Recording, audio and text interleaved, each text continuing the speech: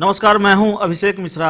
कहते हैं कि आँख दुनिया की सबसे बड़ी नेमत होती है। अगर आँख नहीं तो फिर ये दुनिया भी बेरंग और ज़िंदगी भी बेरंग। आँख कितना बड़ा तोहफा है कुदरत की ओर से दिया जाने वाला।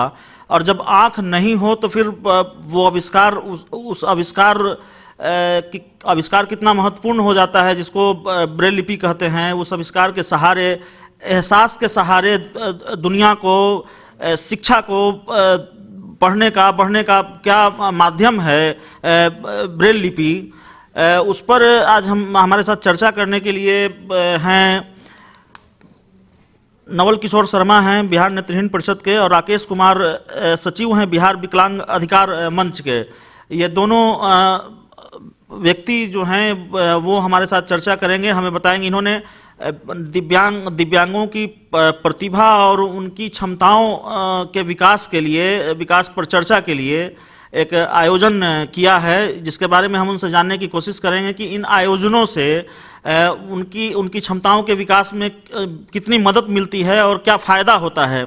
तो सबसे पहले हम चलेंगे राकेश जी के पास। राकेश जी हमको बताएंगे कि क्या है आयोजन, और उस आयोजन के बारे में ज़रा विस्तार से बताएं। सर, सबसे पहले तो सर ये पीटीएन और सिटी लाइव के सभी पत्रकार को विशेष तौर पे नव वर्ष की हार्दिक शुभकामनाएं, और इस चैनल के माध्यम से दिव्यांगजन और आमजनों को भी नए वर्ष की शुभकामना। हम लोग का एक कल कार्यक्रम है जो ब्रेल लिपि के आविष्कारक हैं लुई ब्रेल साहब, उनका जयंती है, और प्रेस वार्ता का आयोजन हम लोगों ने किया है। उसमें कई मांगे हम लोगों ने रखा है, जैसे दिव्यांगजनों को शिक्षा में छात्रवृत्ति, उनकी पेंशन की बढ़ोतरी की जाए, और दूसरी बात है कि हम उस आयोजन में वैसे दिव्यांगजनों को सम्मानित करेंगे जो नेत्रहीन होते हुए भी अपने शिक्षा जगत में अव्वल प्राप्त हुए हैं। और ख़ास करके हम सरकार से मांग भी करेंगे कि हम समाज का अंग हैं, हमें दूसरे नज़रों से नहीं देखा जाना चाहिए, हमारी प्रतिभा का पहचान हो। सर जी, हम नवल किशोर शर्मा जी के पास चलेंगे। वो बिहार नेत्रहीन परिषद के सचिव हैं, महासचिव हैं। नवल किशोर जी, इस आयोजन के बारे में बताएं, और इस आयोजन का जो मुख्य उद्देश्य है उसके बारे में ज़रा सा बताएं।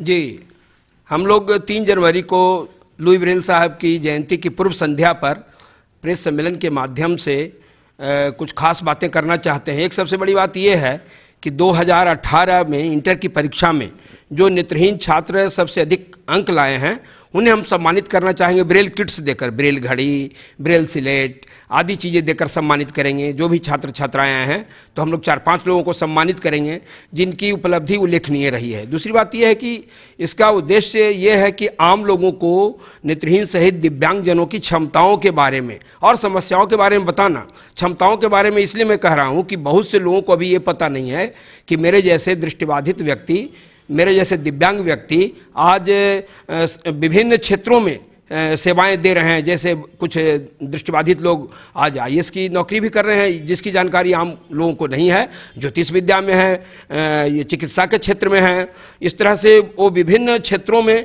कार्य कर रहे हैं। तो इसके बारे में आम लोगों को बताना, और हमारी समस्याएं बहुत सी है। बहुत से निर्धन लोग हैं जिन्हें आवास की समस्या है, जो दृष्टिबाधित हैं, जो दिव्यांग हैं, उन्हें आज छात्रवृत्ति विगत 3 वर्षों से सरकार नहीं दे रही है बिहार में। जो कि उच्च शिक्षा प्राप्त करने वाले हैं, इंटर, आईए, बीए, एमए, पीएचडी वगैरह, उन्हें आपको जानकर काफ़ी दुख होगा कि छात्रवृत्ति बिहार में 3 वर्षों से नहीं दी जा रही है छात्रों को।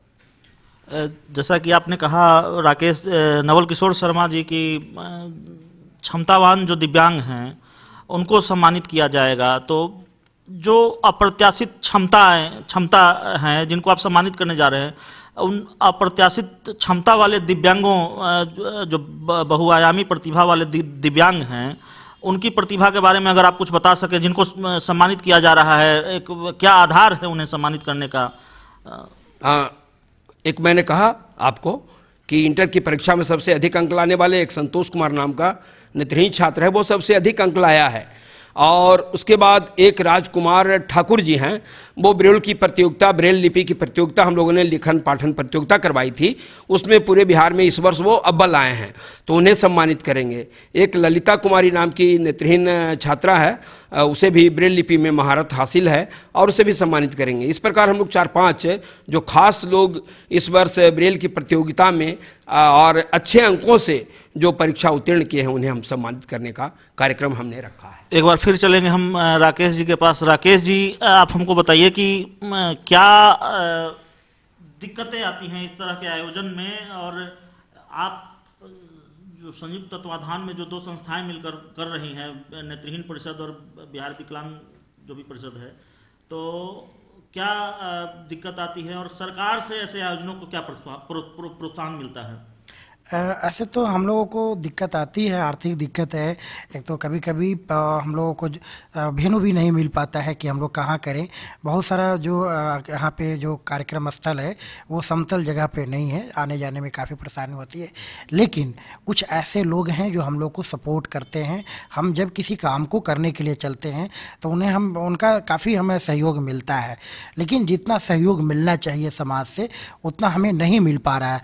खास करके सरकार का नज़रिया और सरकार का जो काम करने का जो तरीका है वो बिल्कुल विकलांग, खास करके दिव्यांग जनों के विपरीत है। हमें बाधा मुक्त वातावरण मिलनी चाहिए, हमें वो अवसर मिलनी चाहिए, वो नहीं मिल पाता है। लेकिन हम लोगों ने अन्य लोगों के सहयोग से जो कार्यक्रम आयोजित कर रहे हैं तो निश्चित तौर पे सरकार पे प्रभाव पड़ेगी, क्योंकि सरकार पर प्रभाव, खास करके मीडिया जगत के लोग यदि हमारी बात को गंभीरता से सरकार के सामने रखेंगे तो निश्चित तौर पर सरकार पे एक दबाव बनेगी और मेरे अंदर भी एक हौसला अफजाई हो सकती है।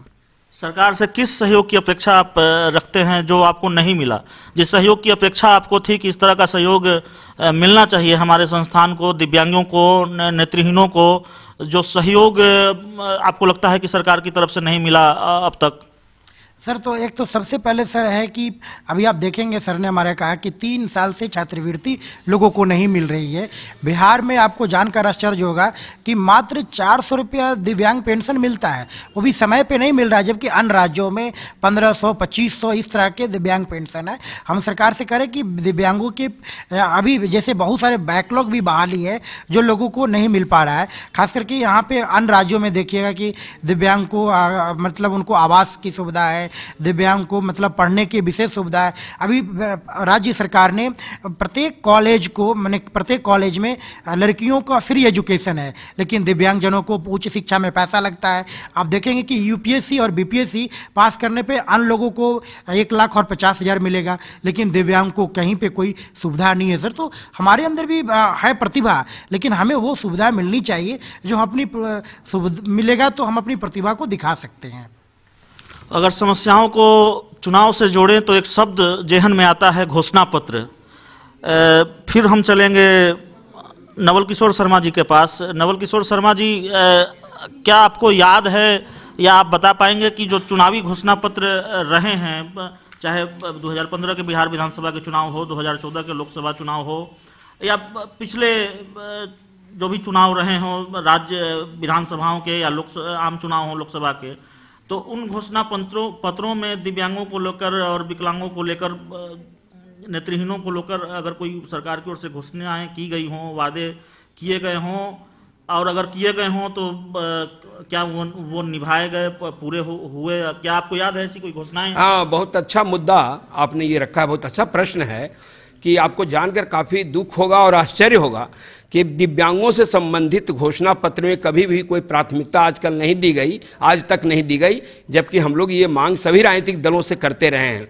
शायद वो ये समझते हैं कि ये हमारे वोट बैंक नहीं है, लेकिन उनको जानना चाहिए, उनको मालूम होना चाहिए कि चुनाव आयोग बिहार के एक रिपोर्ट के अनुसार लगभग 1 करोड़ दिव्यांग जन लगभग मतदाता इस राज्य में हैं, लेकिन इनकी संख्या इतनी नहीं, इनकी संख्या इससे ज़्यादा है। हमारी संख्या लगभग 1.5 करोड़ इस राज्य में है, और पूरे देश में अगर कहेंगे तो विकलांग नेत्रहीनों की संख्या 1.5 करोड़ अकेले, और पूरे विकलांगों की संख्या लगभग 7 करोड़ के बराबर है अपने देश में। इसलिए इनके लिए घोषणा पत्र में या संकल्प पत्र आजकल लोग कहने लगे हैं, उसको राजनीतिक दल वाले संशोधित करके, हाँ, विजन डॉक्यूमेंट, उसमें इसके लिए प्राथमिकता कभी नहीं उन्होंने दी है और उनको देनी चाहिए। अगर नहीं देंगे तो हम विकलांगजन, जो पार्टी के लोग इसका घोषणा पत्र में ऐसे चीज़ों को शामिल नहीं करेंगे, खासकर दिव्यांगों के बारे में, तो हम लोग उसके खिलाफ कार्य करेंगे इस चुनाव में, लोकसभा के होने वाले चुनाव में। दो बातें आपने कही हैं। एक बात तो कि दिव्यांगों की ओर से सरकार, दिव्यांगों को लेकर सरकार के द्वारा घोषणा पत्रों में या वायदों में कोई प्राथमिकता नहीं दी जाती, और दूसरी बात आपने कही कि करोड़ों की संख्या है दिव्यांगों की। जी हाँ। चुनाव की भाषा में इसको वोट बैंक कहते हैं, ठीक है। तो क्या आपको लगता है कि दिव्यांग उम्मीदवार भी होने चाहिए? हालांकि ये थोड़ा सा लग सकता है कि विषय से अलग की बात हो, लेकिन जब आप कह रहे हैं कि करोड़ों की आबादी है, करोड़ों की संख्या है दिव्यांगों की, तो चुनावी भाषा में तो इसको तो वोट बैंक कहते हैं। तो क्या आपको लगता है कि दिव्यांग उम्मीदवार भी होने चाहिए, पार्टियों को मौका देना चाहिए दिव्यांगों को? हाँ, निश्चित रूप से मौका दिया जाना चाहिए। और आप में से शायद बहुत कम लोगों को, कुछ लोगों को जानकारी होगी। कितने दिव्यांग उम्मीदवारों को मौका दिया गया है अब तक आज़ादी के इतने सालों में, अगर आपको याद हो तो? सुन करके काफी दुख होगा कि केवल 2 लोगों को दिया गया था मौका। एक सीपीएम के द्वारा दिया गया था मौका, वो अब नहीं रहे, और एक जमुना प्रसाद शास्त्री जी थे, वो भी अब नहीं रहे। ये 2 लोगों को मौका पार्टियों ने आज तक दिया हमारी जानकारी में पूरे हिंदुस्तान में। लेकिन अनेक दिव्यांग जन स्वतंत्र रूप से भी चुनाव लड़े हैं, भले वो सफल नहीं हुए हैं, जिसमें आपको जानकर खुशी होगी कि एक स्वर्गीय पद्मश्री भरत मिश्रा जी भी स्वतंत्र रूप से चुनाव लड़े। कांग्रेस पार्टी से वो चाहते थे, टिकट वहां से नहीं मिला।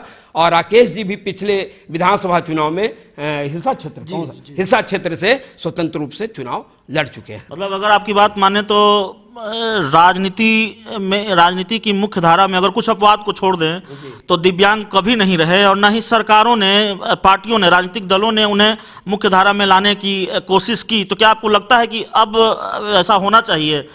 मौसम चूंकि चुनाव का है, लोकसभा चुनाव आने वाले हैं, तो इसलिए थोड़ा सा आपकी समस्याओं को चुनाव से भी जोड़कर हम सवाल हमारा नहीं, निश्चित रूप से अवसर दिया जाना चाहिए। और घोषणा पत्र में जो पार्टी जिस भी राजनीतिक दल के लोग दिव्यांगों की समस्याओं के बारे में घोषणा पत्र में अपनी मंशा जाहिर करेंगे, अपना मंतव्य दिखलाएंगे, हम लोग उसके लिए कार्य करेंगे। दलगत भावना से अलग हटकर उस पार्टी के लिए हम लोग काम करेंगे, उस व्यक्ति के लिए काम करेंगे, भले ही वो स्वतंत्र रूप से चुनाव क्यों न लड़ रहा हो, जो दिव्यांगों की समस्याओं के बारे में अपने घोषणा पत्र में चर्चा करते हैं, अपना विजन डॉक्यूमेंट्स में चर्चा करते हैं। तो हमारे साथ बात कर रहे थे बिहार नेत्रहीन परिषद के महासचिव नवल किशोर शर्मा जी, बिहार विकलांग अधिकार मंच के सचिव राकेश कुमार जी, और दिव्यांगों की समस्याएं, नेत्रहीनों की समस्याओं पर इनसे बातचीत हो रही थी। इन्होंने जो अप्रत्याशित क्षमता रही है दिव्यांगों की, उनको प्रोत्साहित करने के लिए, उनके सम्मान के लिए, उन्हें पुरस्कृत करने के लिए एक आयोजन किया है संयुक्त रूप से इन 2 संस्थाओं के जो कर्ता धर्ता यहाँ बैठे हुए हैं उन्होंने। और कल ये आयोजन होना है, तो सिटी पोस्ट लाइव और पीटीएन की ओर से शुभकामनाएं, और उम्मीद करेंगे कि सरकार से आपकी जो उम्मीद है वो पूरी हो।